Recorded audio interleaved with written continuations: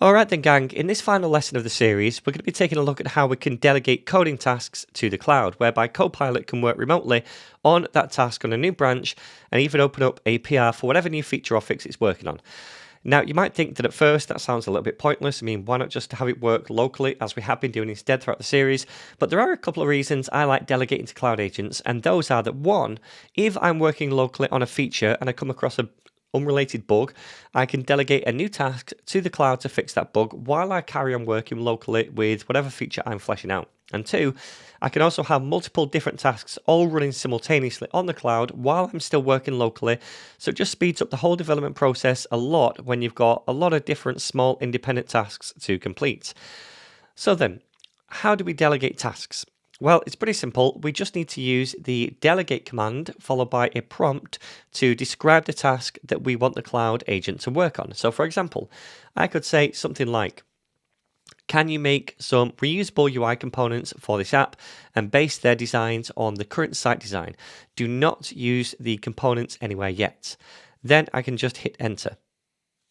So when we do that, it's going to ask us for confirmation whether we want to send this session to GitHub. And when we do that, it's going to push changes to a new branch, which is called Copilot/Lemming. So it automatically comes up with this branch. It's just random. And then it's going to be based on our current branch that we're currently on, which is still footer component. And then it's going to create a PR in the repo. So I'm going to press yes to allow this. So then, at some point, whilst Copilot works remotely on the task, it's going to open a PR for the new feature while it's still working on it, and it's also going to leave a link down here to the active cloud session, which we can view. Also, because this session has now been sent to the cloud so that Copilot can work remotely, we can't use the session here locally anymore while it does so. So we'd have to start a new session or switch to a previous one to continue working locally. For now though, let's click on this link to view the session as it's going on. So then on this page, you're going to see the current Copilot session and all the work that Copilot is doing remotely. And also at the bottom of the session, we can chat with Copilot while it works to gear it in a different location if we don't like what we're seeing here. And then Copilot will respond to those instructions. Anyway, when we delegated this task to the cloud, Copilot also opened a pull request for the new feature, which we can see by going to pull requests, and then it's this one right here. So you can see already a description of what's going on and what work's going to be added to this PR, and Copilot's automatically going to update this PR as it works until eventually it finishes, and then we can review the code. Also, we can head back to the session by clicking this button right here, which takes us back to the page we were just on. Alright, so I'm going to stop recording here just for a moment until it's complete, then I'll start recording again when it's done. Alright, so now that's all done, we can scroll through this whole session to see all the work that it has completed and the different components it's made. And we could also head to the PR now and review the code there, and we could merge it if we wanted to. First though, I want to show you how we can bring this session back down to the project locally, including the branch and all the code changes as well, so we can view those changes in VS Code.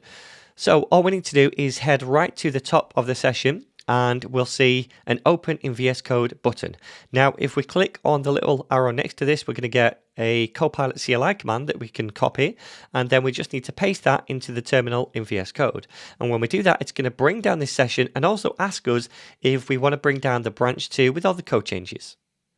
So then let's paste this in, and when we do that, you can see that all we're actually doing is using the Copilot command to start a session, then the resume flag to resume a particular one, and then we're just adding on the ID of that cloud session at the end.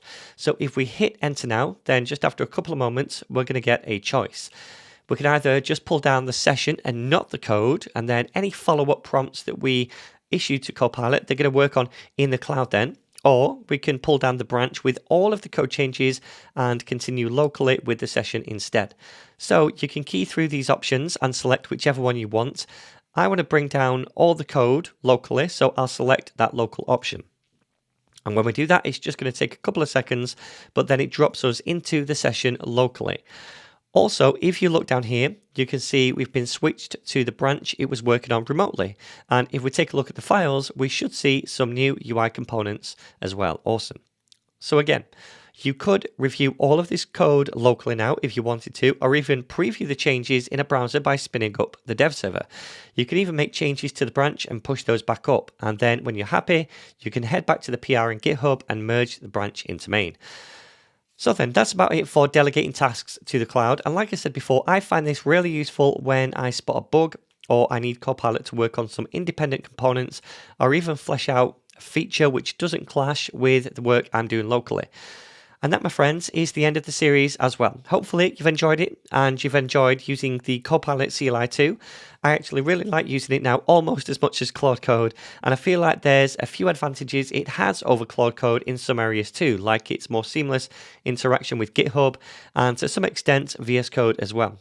And I actually really like the UI of Copilot as well. Anyway, I'm not here to say which one's better than the other. You can choose which one you prefer. I'm going to stick to using both. Also, my friends, if you enjoyed this series and you want me to make a much more in-depth masterclass course about using Copilot CLI, using different techniques and workflows that I've used to flesh out full applications, definitely let me know in the comments down below the video and I'll see what I can do.